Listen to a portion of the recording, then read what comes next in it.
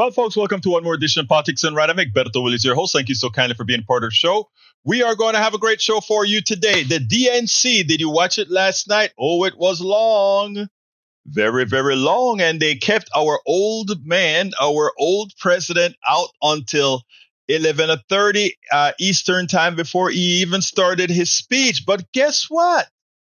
He overperformed, and I've shrunk it down from that 52-minute speech into an 11-minute speech that I think listening to it in an 11-minute fashion actually sounds better than it all stretched out, because you really get to see the substance of the speech the way I did it. So I'm going to play that for you guys later on. I think it's about 11 minutes long, and it's a beauty. Well, in my humble opinion, after I edited it to kind of make it shine, if you will.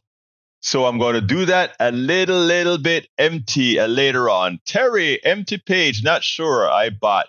All right, folks. Anyhow, welcome aboard. Michael Rudnin, welcome aboard. Lee Grant, welcome aboard. Terry Huffseltler. Oh, you think this is crap, huh? Well, what can I say? To each his own. Welcome aboard AVQ from from Brooklyn, New York. Bridge MCP from Binghamton, New York. Lee Grant from Montgomery County. And where are you from, Terry Hofstetler? I'm curious, where are you from? And let us know. Join the family. You know, we enjoy having everybody out here.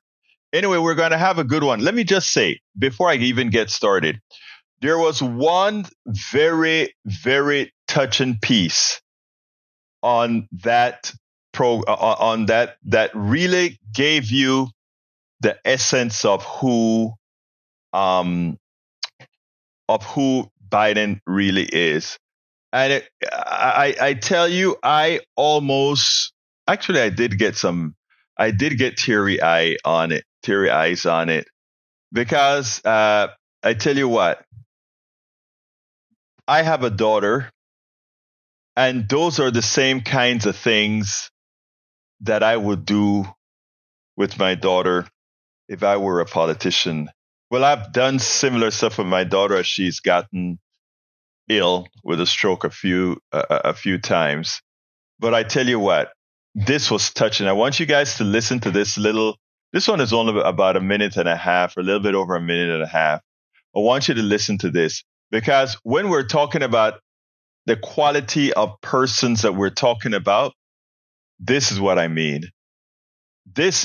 Try to think about Trump doing something like this. It's not in his psyche. It's not in his makeup. This is just an evil man. Hey, Norman Reynolds, I haven't seen you in a long time. My dear brother, El Senor Reynolds, great to see you here, brother.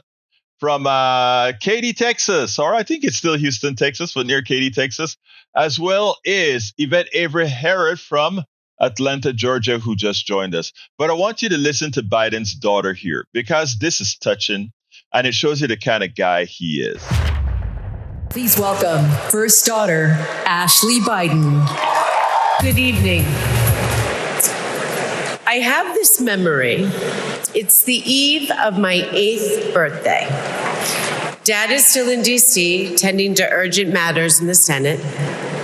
That night, as a surprise, Mom told me, Bo, and Hunter to get in the car. I remember pulling up to the Wilmington Amtrak station, riding up the escalator to the platform. The train stops, doors open, and Dad steps out. As soon as I saw him, I run down that platform and jump into his arms.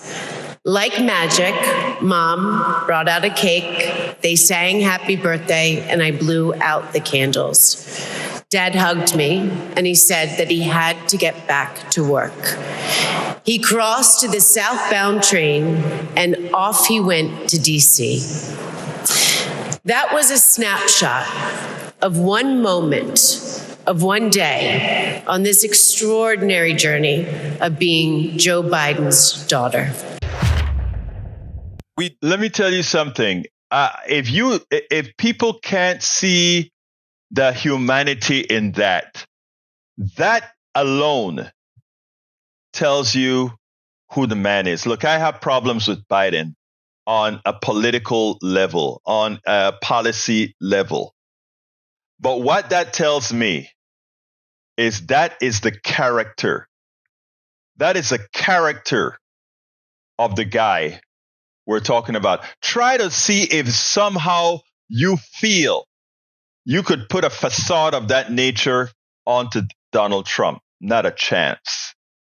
Not a chance. So when we're talking about empathy, when we're talking about humanity, that's the kind of person we're talking about.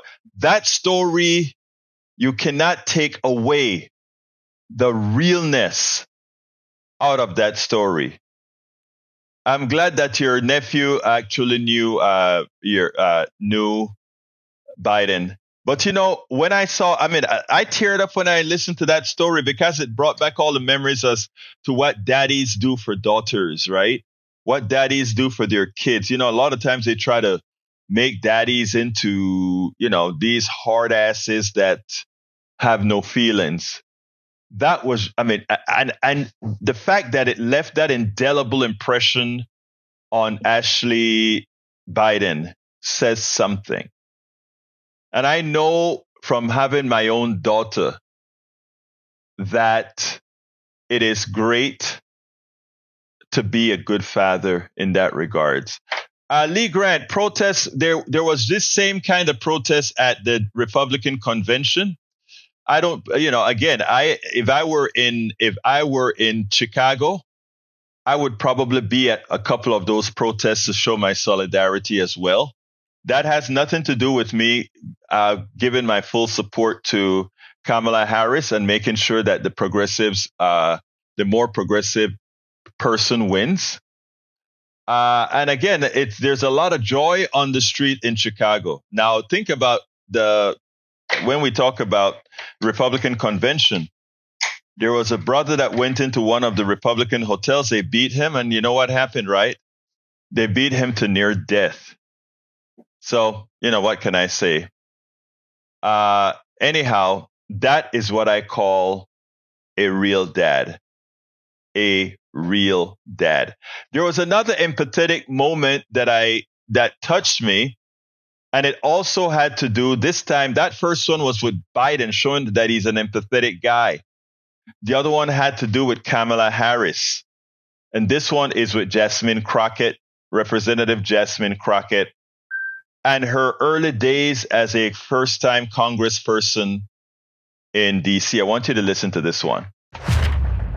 Many of you know her credentials, but what I love about Kamala Harris goes beyond her resume is that she sees the humanity in everyone. She's the only candidate in this race who is capable of empathy. When I first got to Congress, I wasn't sure I made the right decision. The caucus couldn't elect a speaker, and the oversight committee was unhinged. I was going through all of this when I visited the vice president's residence for the first time. As I approached Vice President Harris for our official photo, she turned to me and asked, "What's wrong?" Mind you, we'd never met, but she saw right through me. She saw the distress. I immediately began crying, and the most powerful woman in the world wiped my tears and listened. It's so hard for me to tell this story. She then said, among other things, "You are exactly where God wants you. Your district chose you because they believe in you, and so do I." I'm gonna stop. Okay. The next month, I went viral for the first of many times to come for hitting Republicans with a dose of their own medicine. That brief but impactful interaction gave me my legislative legs, and I've been running ever since. The question before us is, will a vindictive, vile villain violate voters' vision for a better America or not? I hear alliterations are back in style. We deserve better. We deserve a president who can be a bright light in a sea of darkness. One who will pull us forward, because we won't go back. Amanda Gorman said it best. There's always light if only we are brave enough to see it. If only we are brave enough to be it. Kamala Harris showed me that light. And America, when she is our president, together we will shine as that beacon of of hope and freedom around the world once more. God bless y'all. Oh, yeah. I mean, when I saw that, again, think about it. When somebody can, and, I've had friends that have done that with me. I've done that with friends where, somebody knows that they can look at you. They've known you for so long, and they look at you and they say, yeah, there is something wrong. What exactly is wrong? I've had friends that I've sat down and said, yeah, I can see that there's something wrong. Come on, open up, start talking. But it requires empathy. It requires a person who understands humanity. Unfortunately, Donald Trump doesn't fit that profile. All right, Michael Rudden says the themes of democracy versus authoritarianism, prosecutor versus felon, joy versus revenge. It was great, wasn't it? Melanie Keelan just joined the fray. Welcome from Barcelona, Spain, my dear Melanie Keelan, as well Eric Hayes is in the house, and Carl Cox. Carl Cox says, I'm no fan of Biden. However, he has love for his family. Trump loves no one but himself. When I see somebody who has love for their family, the way I see with Biden, the way I see with Kamala Harris and her adopted daughters, there's that relationship that you can see between Kamala Harris and not adopted daughters, but her stepdaughters. I mean, just a wonderful thing to see family love. Completely anathema to what Donald Trump represents. It's amazing, isn't it? Now, what you're going to find over the next few weeks is you're going to find that all over social media and in your mailboxes, the evil machine coming from the right will be sending distortion, lies, and they're going to try to pull folks down. Let me explain what that is all about. All those things that you're going to see about Kamala Harris, it's not about trying to get people to vote for Trump. It's about trying to get people to believe negative things about people, to get disillusioned and not show up to vote because you think the person is, you know what? What I am doing with my media and what I'm doing both on air, online, and otherwise, is to educate people on how these hateful machines work and their real intent. Because if you notice how effective they are with our right-wing MAGA folks, that's our MAGA brothers and sisters in the chat. For most of it, I will completely glance at it and ignore it. And why will I do that? Because we all know it is junk, crap, and we all know that they're desperate. And we hope that in coming and sticking around with us, that at some point in time, some degree of intellect will rub off to allow their minds to start working again in the reality realm. I'm hoping.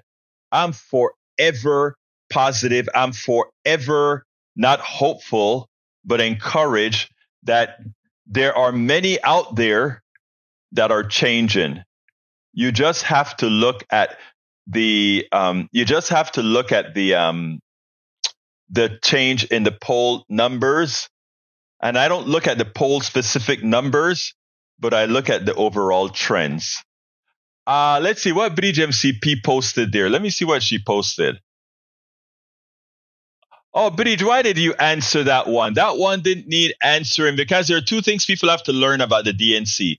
It starts out, look, I've been a delegate at the DNC many years. It starts out in the beginning where only the standing committees go on the floor and meet and we vote on issues and all that kind of stuff.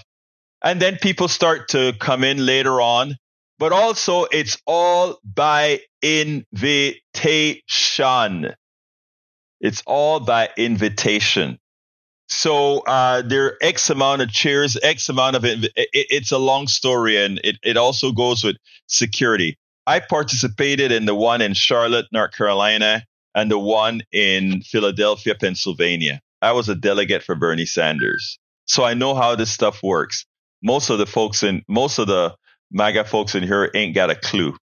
But anyhow, so that is one that needed disregarding, my friend. That one needed disregarding.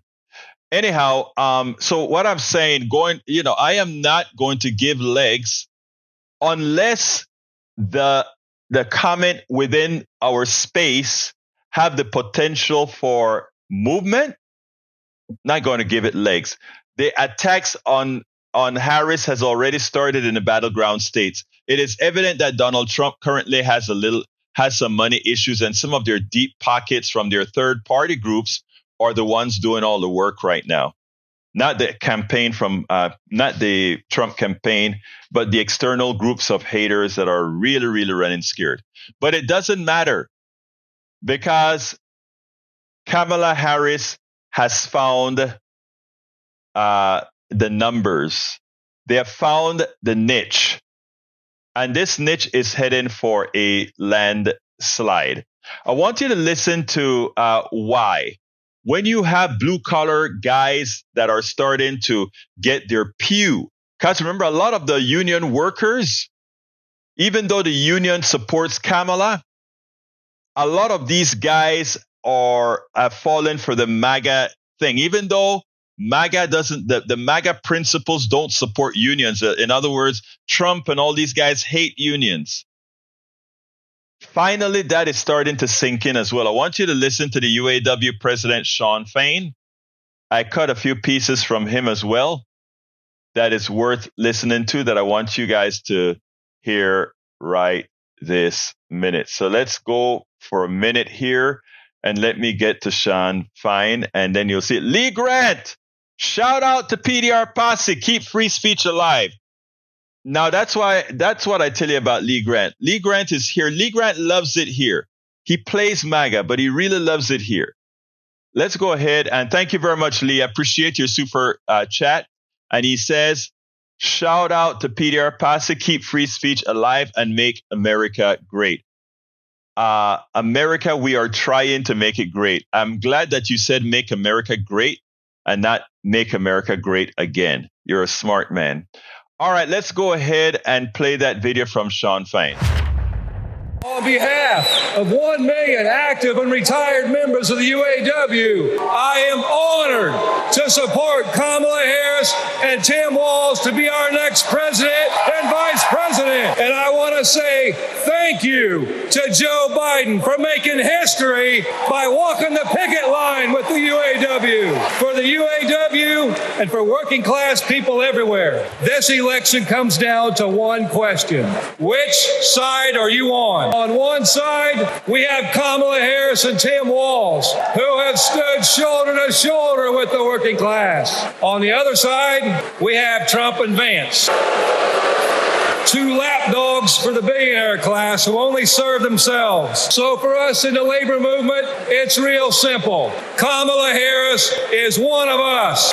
She's a fighter for the working class. And Donald Trump is a scam. Just my opinion. That's a fact. All we have to do is look at the track record. When Donald Trump was president, corporate America ran wild. Donald Trump did not bring back the auto industry. When Donald Trump was president, auto plants closed. Trump did nothing. Trump told workers in Lordstown, Ohio, that he would be bringing all the auto jobs back. And Trump did nothing. In 2019, General Motor workers went on strike for 40 days for good jobs and a better life. And Trump did nothing.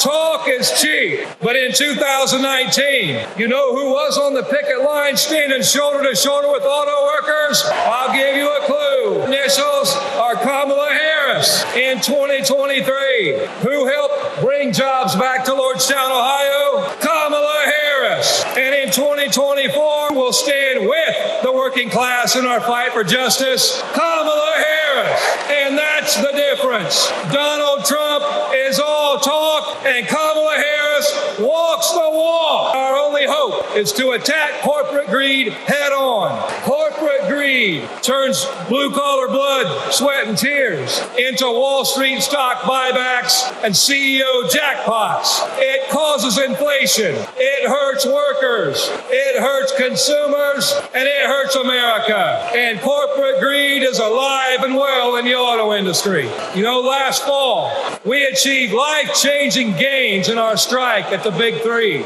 We even won a commitment to reopen a closed plant not too far from here. We were able to do that thanks to the support of Kamala Harris and Joe Biden and the thousands of auto workers that went on strike. But a year later, one company wants to go back on their commitments in our contract. And let me be clear, Stellantis must keep the promises they made to America in our union contract. And the UAW will take whatever action necessary at Stellantis or any other corporation to stand up and hold corporate America accountable. And when the UAW stands up, we know who stands with us and who stands against us. Donald Trump laughs about firing workers who go on strike. And Kamala Harris stands shoulder to shoulder with workers when they're on strike. Trump is pushing the Biden-conquer tactics of the rich. It's the oldest trick in the book. They want to blame the frustrations of working class people. They want to take those frustrations, they want to blame it on race. They want to blame it on LGBTQ plus people. They want to blame it on some destitute and desperate person at the border. They do that because they want working class people to be divided and to focus and keep the focus off the one true enemy, corporate greed. The rich think we're stupid, but working class Americans see this for what it is. This is our generation's defining moment. So I have a question for you. Are you ready to stand up, speak up, and show up and put the Harris and Tim Walz in the White House? The next president of the United States, Kamala Harris. We spend a lot of time deconstructing the news, trying to parse it into a form that everybody can understand. We try to find those little nitpicks where it flies above the fray, etc.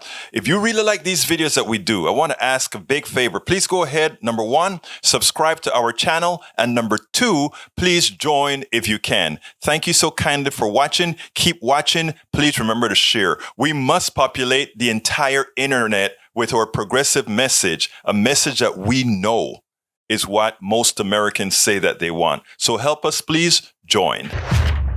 Absolutely. Join, my brothers and sisters. Join. All right. Let's see what else we got in here now. I know how to. I hear you, Bridge. Michael Radin says, Egberto, those attacks, they've got nothing. And I know, and people are starting to get inoculated from these things. And for those that are just starting, we have to teach them how to inoculate themselves from it. All right, let's see. Yoo-hoo! Lee Grant from Bridge MCP, thanking him for that super chat that he gave us today. Thank you, Brother Lee.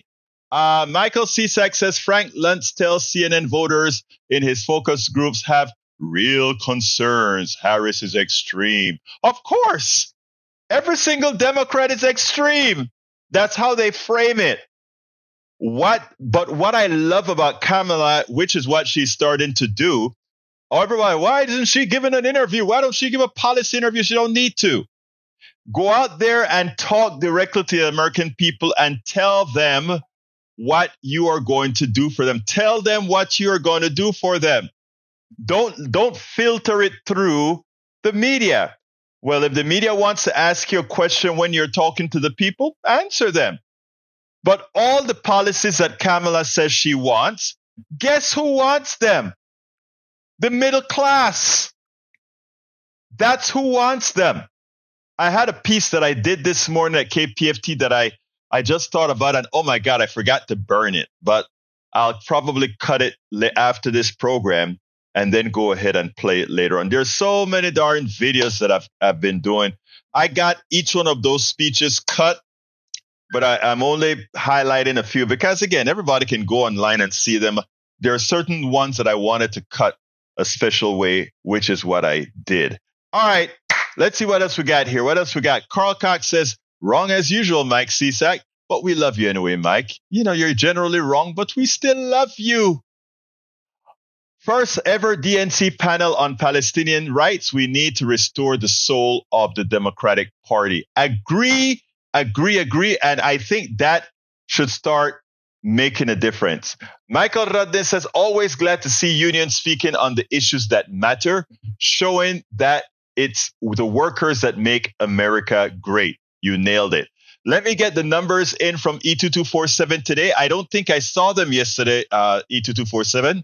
Today, day 319 of the war in Israel, in Gaza, 40,173 Gazans killed, 276 persons more than day 311. At least 92,857 wounded, 705 persons more than day 311, equal 133,030 casualties. 133,030 casualties equal 417 per day of estimated 2,300 million people. That's about 5% of the population, which in equivalency to the United States would be, and you normally print that number for me, but I don't see it today. Either that or I am missing that right now, but you normally have all these numbers ready for me, E2247. All right, let's continue. Bruce Pollard says 10 characteristics of charismatic leadership. She's got them all. I know.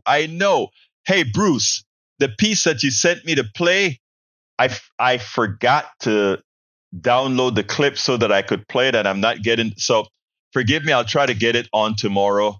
Anyway, Yvette Avery Howard says, union, yes, Fain is on fire. I love the guy. I tried to get an interview with him when he came to Netroots.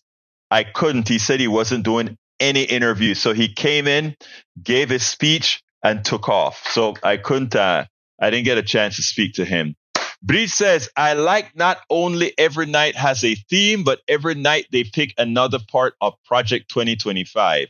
Yep, they do. Let's see. This is comparing and contrasting U.S. to Gaza, not to Palestine, as I have done in the past. Yes, right. Oh, okay. I didn't see it then. Anyway, I got you, brother. Get it next time.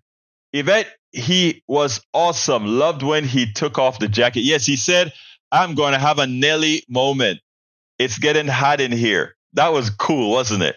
Norman Reynolds says, thank E2247 puts a lie to the both side comment Biden made last night. It was the only thing that rubbed me wrong. Yeah, it rubbed everybody wrong. It rubbed us all wrong, Norman. You nailed it.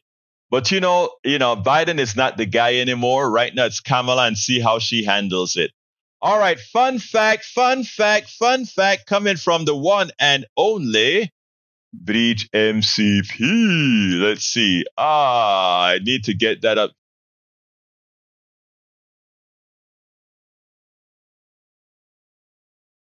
Oh, there we go. Did you know, fun fact, Donald Trump donated $6,000 to Kamala Harris's campaign in 2011 and 2013, and his daughter Ivanka gave Harris $2,000 in 2014.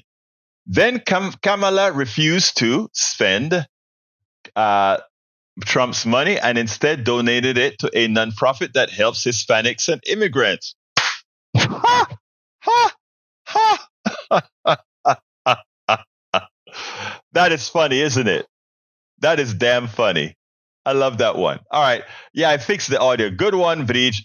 All right. Now it's the time for us to listen to, before we end it with Biden, I want you guys to listen to Jamie Raskin. I love Jamie. Jamie's intellect is second to none. I'm talking about his political and legal acumen. Second to none. Check out Lee Raskin, and then we'll take it on the other side.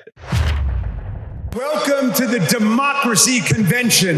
Welcome to the Freedom Convention. And thank you for the beautiful weather, Chicago. It's been a little rough on Capitol Hill, where it's not just the heat, it's the stupidity. Now, we meet in this great city tonight where Abraham Lincoln was nominated in 1860 to save the Union from fanatical insurrectionists. And where Franklin D. Roosevelt was renominated by Democrats in 1940 to defeat fascist dictators, now we fight in our time to defend our freedom and our democracy against the banana Republicans who have converted Lincoln's party into a dangerous cult of personality. You know, I'll never forget the pounding on the doors of the House chamber on January 6th, or the screams to follow. Hundreds of our police officers taunted and attacked, 140 of them wounded by extremists wielding baseball bats, steel pipes, even American flags. 5 people died that day, and 4 more of our officers took their own lives in the days and weeks to come. All of this after Trump was defeated by more than 7 million votes by the great Joe Biden.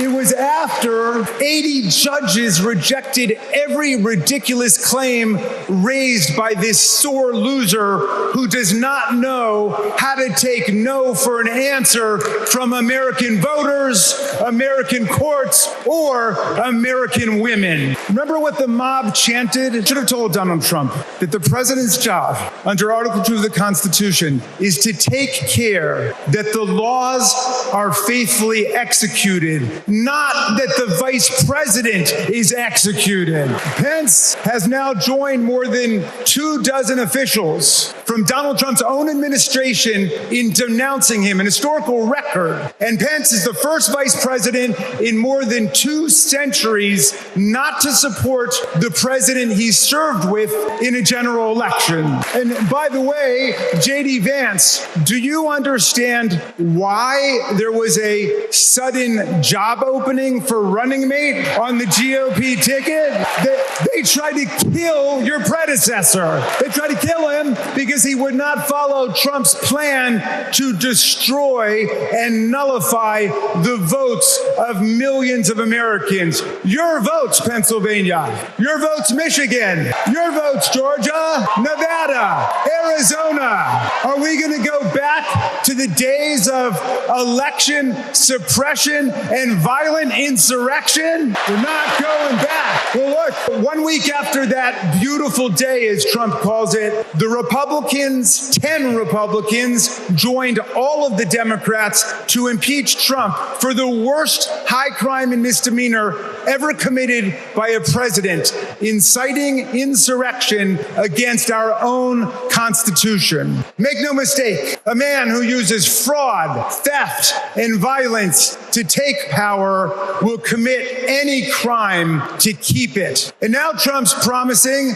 to pardon hundreds of his fellow criminal convicts and insurrectionists. He calls for, quote, the termination of all rules, regulations, and articles, even those in the Constitution. My friends, are we the people going to let Donald Trump terminate our Constitution and obliterate the blessings of liberty for our posterity? That's right. We're going to elect Kamala Harris. We're going to elect the career prosecutor and inspiring public servant and Coach Walz. And we're going to defeat Donald Trump, the career criminal and incorrigible recidivist con man, and his pet chameleon, J.D. Vance. And America, let's make it a landslide so big that Donald Trump and his kangaroo court Supreme Court justices cannot even try to steal it. Let's make every vote count. Let's make sure every vote is counted. Let's let freedom ring, and let's let democracy work in America. Was that great or what? I saw that. I'm like, damn, Jamie. That is what I'm talking about. That's what I'm talking about. Jamie, historical comparison was deep, says Norman Reynolds, which is actually so good. That is so good. All right, let's see. Bree says the right is running scared instead of paying attention. Like, think. And again, you know what? Like I said in I think I said it 2 days ago. The biggest fear of the biggest fear of the right is an educated person, right? Because then they don't stand for the crap, the abuse that constantly they've been under the attack of. Anyhow, welcome aboard Paul Fleming. Paul Fleming says, don't forget that Trump stacked the courts and the NLRB with anti-union hacks, defended anti-union right to work laws, stopped 8.2 million workers from receiving extra overtime pay, slashed workplace safety inspectors to the lowest level in OSHA's history. Trump is a scab. Not only that, remember, he comes out and he says, I want to make sure that tip workers don't pay taxes. Of course, they already don't pay income taxes because they usually don't make enough to cross the threshold. But of course, the ones that could benefit from that are the hedge funds manager. But what he doesn't tell people is that he passed an executive order that allow your boss, if people pay their tips on the credit card, your boss doesn't have to pay you the tips that you earned. Think about it. The boss can say, that tip belongs to me. It doesn't belong to you. That was an executive order by Donald Trump. And then he wants to say he support. And for those of you who support Donald Trump, I mean, how do you not look at that and say, oh, that's kind of naughty. That's kind of sad. Isn't it? I think it is. What you all think? Come on, let me know. Don't you think that is sad? Don't you think that is disingenuous? After you come out and say, oh, I want to give the tip workers no taxes. But anyhow, let's go ahead and look. Why don't we? Look, check it out. Lee Grant wants to make it retro. The $25,000 that for starter homes retroactive. Number one. Most of the people that bought those houses weren't in this inflationary period or this artificial home inflationary period. But even so, then I would suggest that Black Americans ask for their reparations and you not object about it. Are you for reparations as well, my brother Lee Grant? Should I go back to Panama and ask the folks who took advantage of me in Panama for reparations? After all, work for free. Be careful what you ask for. When we start to extrapolate on what you're stating, things get kind of interesting. All right, it's time for me to play Brother Biden. And I think I want you guys to rate it for me. But I think by putting it the way I did it, turn in 52 minutes into 11 minutes, it took a hell of a long time. I think I got the entire gist of the Biden speech in under 12 minutes. What do you guys think? I want you guys to rate it for me. All right. And don't worry if you want to rate it and say, Egberto, that was terrible. Okay. Let's go ahead and talk about it. Let me ask you, are you ready to vote for freedom? Are you ready to vote for democracy and for America? Let me ask you, are you ready to elect Kamala Harris and Tim Walz? My fellow Democrats, my fellow Americans, nearly 4 years ago in winter, on the steps of the Capitol on a cold January day, I raised my right hand and I swore an oath to you and to God to preserve, protect, and defend the Constitution and to faithfully execute the office of the President of the United States.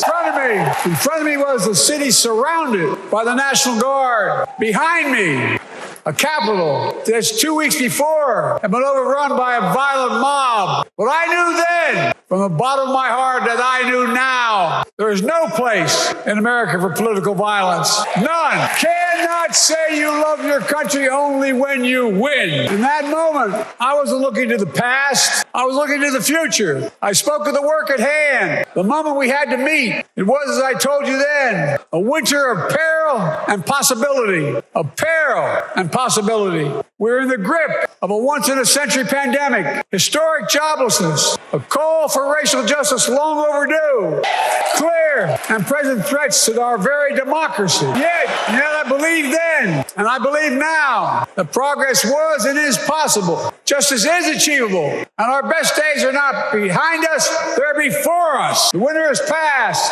With a grateful heart, I stand before you now on this August night to report that democracy has prevailed. Democracy has delivered. And now democracy must be preserved. You've heard me say it before. We're facing an inflection point. One of those rare moments in history when the decisions we make now will determine the fate of our nation and the world for decades to come. That's not hyperbole. I mean it literally. We're in a battle for the very soul of America. I ran for president in 2020 because of what I saw in Charlottesville in August of 2017. Extremists coming out of the woods, carrying torches, their veins bulging from their necks, carrying Nazi swastikas and chanting the same exact anti-Semitic bile that was heard in Germany in the early 30s. They're Nazis, white supremacists, the Klan, so emboldened by a president then in the White House that they saw as an ally. They didn't even bother to wear their hoods. Hate was on the march in America. Old ghosts and new garments, stirring up the oldest divisions, stoking the oldest fears, giving oxygen to the oldest forces that they long sought to tear apart America. In the process, a young woman was killed. When the president was asked what he thought had happened, Donald Trump said, and I quote, "There are very fine people on both sides."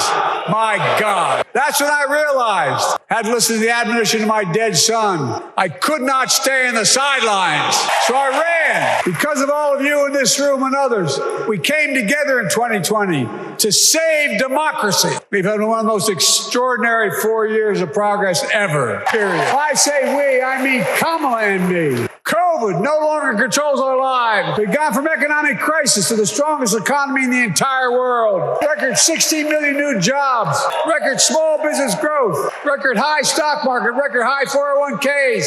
Wages up. And inflation down, way down, and continuing to go down. The smallest racial wealth gap in 20 years. We both know we have more to do, but we're moving in the right direction. More Americans have peace of mind that comes from having health insurance. More Americans have health insurance today than ever before in American history. We finally beat Big Pharma. And guess who cast the tie-breaking vote? Vice President, soon-to-be President Kamala Harris. And now it's the law of the land. Instead of paying $400 a month for insulin, seniors with diabetes will pay $35 a month. It saved $160 billion over the next decade. How can we have the strongest economy in the world without the best infrastructure in the world? Donald Trump promised Infrastructure Week every week for 4 years, and he never built a damn thing. But now, because of what Kamala and I have done, remember we were told we couldn't get it done. Remember when we came into office, we couldn't get anything passed. But right now, we're giving America an infrastructure decade, not week. Our roads, our bridges, our ports,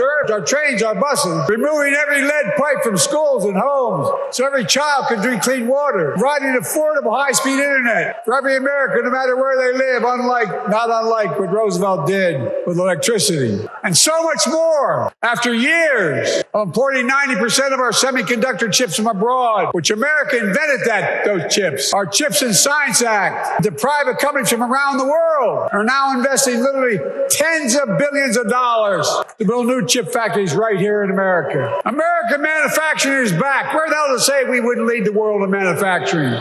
800,000 new manufacturing jobs. Our Republican friends and others made sure they'd go abroad to get the cheapest labor. We used to import products and export jobs. Now we export American products and create American jobs. The Wall Street didn't build America. The middle class built America, and unions built the middle class. I'm proud to have been the first president to walk a picket line. Look at their Project 2025. We want to do away with the Department of Education. Well, during the pandemic, I helped states and cities get back their schools back open, and we gave public school teachers a raise. Donald Trump calls America a failing nation. Think about this. He publicly says to the whole world, I'm going to say something outrageous. I know more foreign leaders by their first names and know them well than anybody alive, just because I'm so damn old. Think of the message he sends around the world when he talks about America being a failing nation. He says we're losing. He's the loser. He's dead wrong. America's winning, and the world's better off for it. America's more prosperous, and Americans are safer today than under Donald Trump. Trump continues to lie about crime in America, like everything else. Guess what? On his watch, the murder rate went up 30%, the biggest increase in history. Meanwhile, we made the largest investment, Kamala and I, in public safety ever. Now, the murder rate is falling faster than any time in history.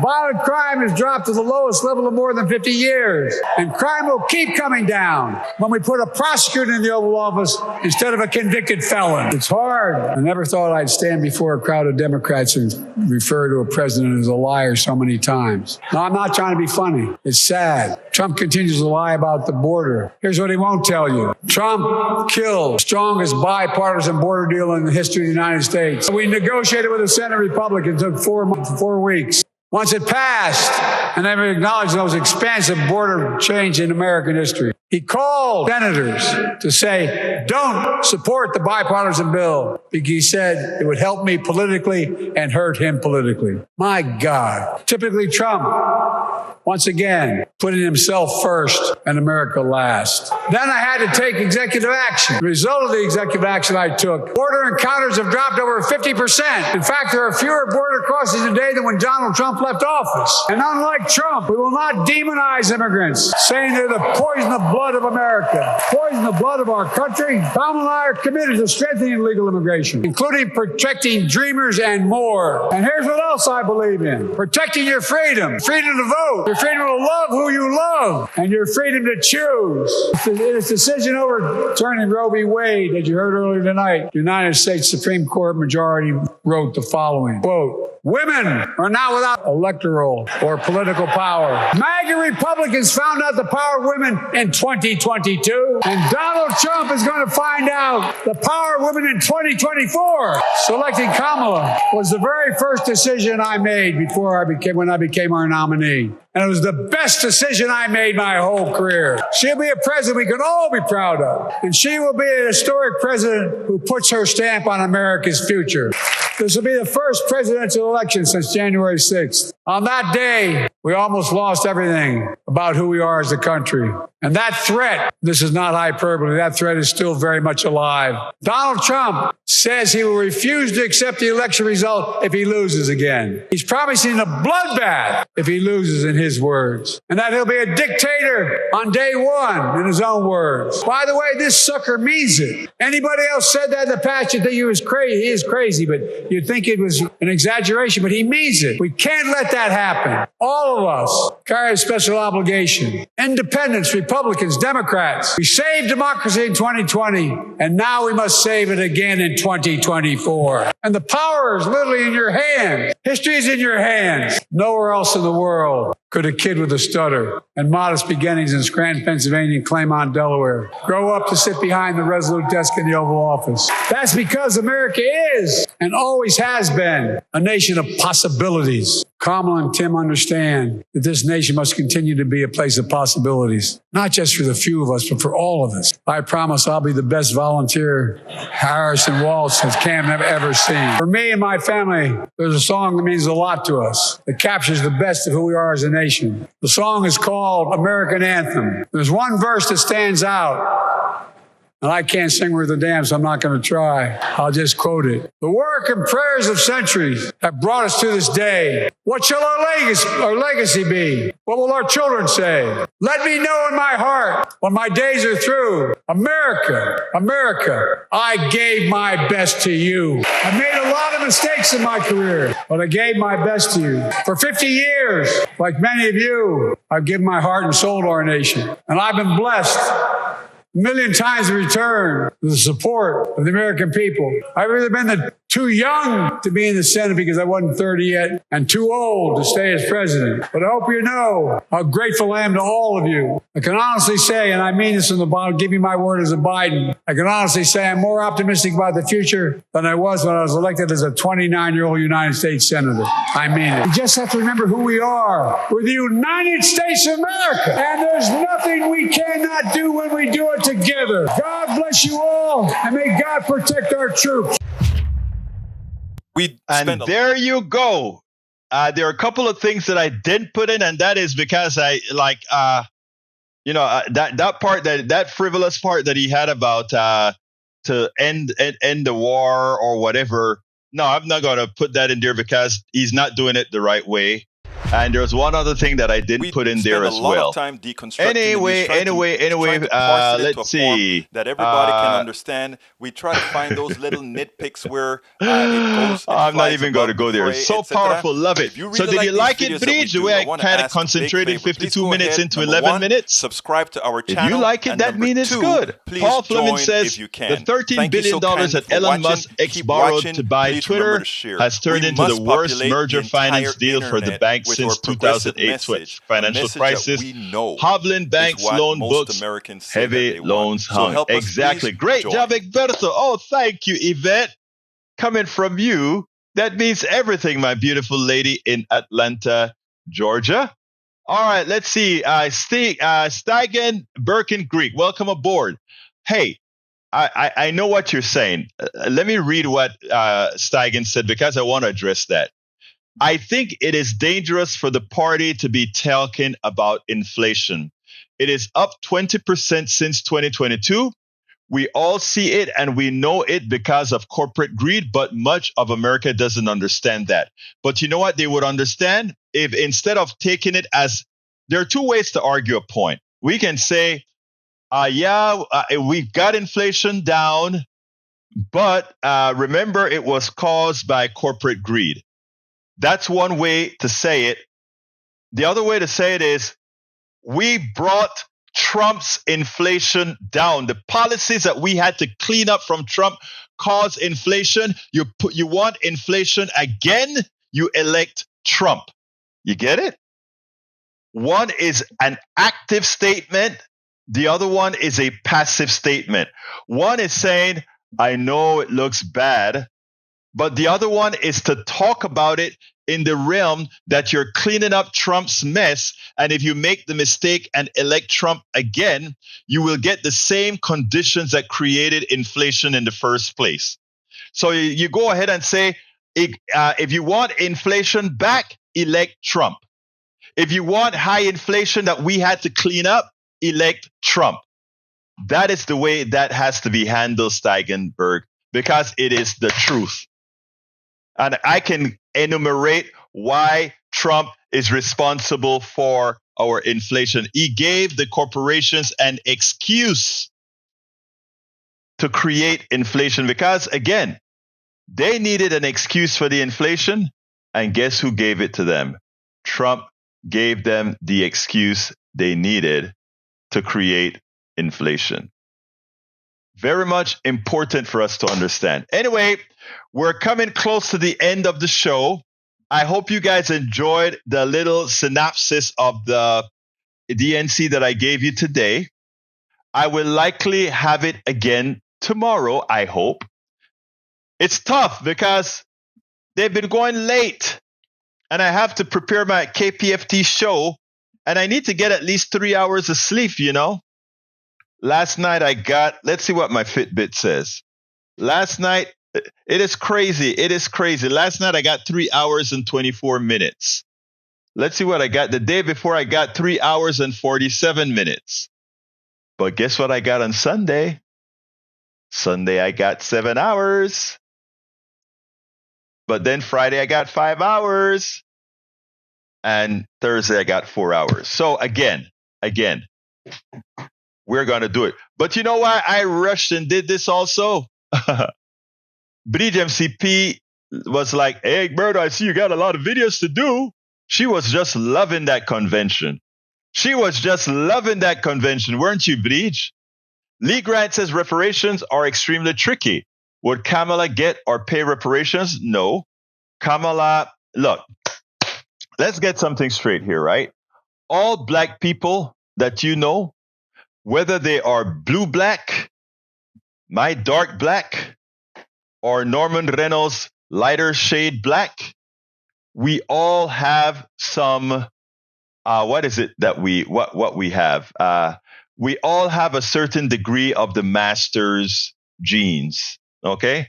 Because the master was a fanatical rapist for many reasons. One for pleasure, and the other one to generate more slaves. Those are the people that we're supposed to look and say, these are the great men who created the country. When if you take a look at Brazilian blood, Panamanian blood, Jamaican blood, I'm talking about the people that present as black, like myself or Norman or any other black person in here, or my sister Yvette Avery Herod. We all present as black. We all have different levels of the master's gene set, right? Because like I said, it was an evil time, the time that everybody wants us to glorify as being great. We are the product, all of the people that were here, not the, are victims of what the master used to do, rape, pillage, and all of that. But you want us to sit back and then say, all was nice and great. Glory, glory, hallelujah. I can speak to these things honestly because I leave it aside from my reality. My reality is me and the love that I can give to the rest of the world.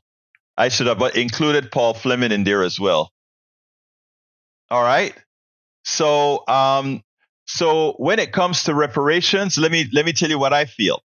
There's a movement in America called ADOS, African Descendants of Slaves. And they like to discriminate against those of us that are not Black Americans, meaning Norman doesn't qualify, I don't qualify, Kamala sort of qualifies because she was born here. It's a ridiculous concept. Reparations is due anybody with melanin, no matter where you are. But we'll take that another. What form it takes is a different story. Anyway, folks, please support the program however you can. Please go ahead and consider becoming a subscriber to our newsletter. Look, all of you that are in this house right now, in the chat right now, or listening on Twitter or wherever, could you please, if you have the wherewithal, say, I can do a coffee a month to join the newsletter. I want Egberto's newsletter to be successful so that he can maybe get a little bit more sleep.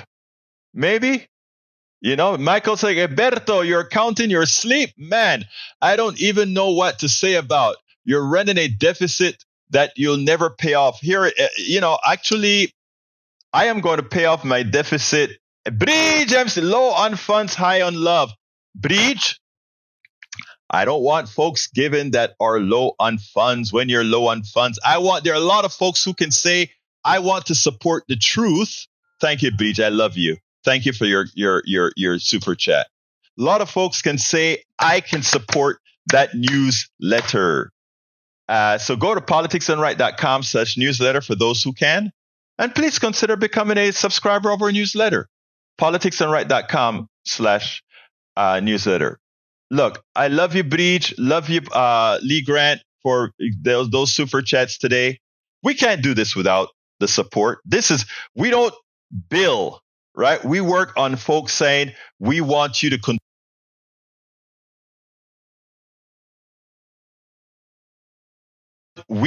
continue doing what you do because it's important work. And especially now, it's going to be even that much more important. But anyway, I got to get out of here. My name is Egberto Willies. This is Politics Done Right. And you guys know how I end this baby. I am what?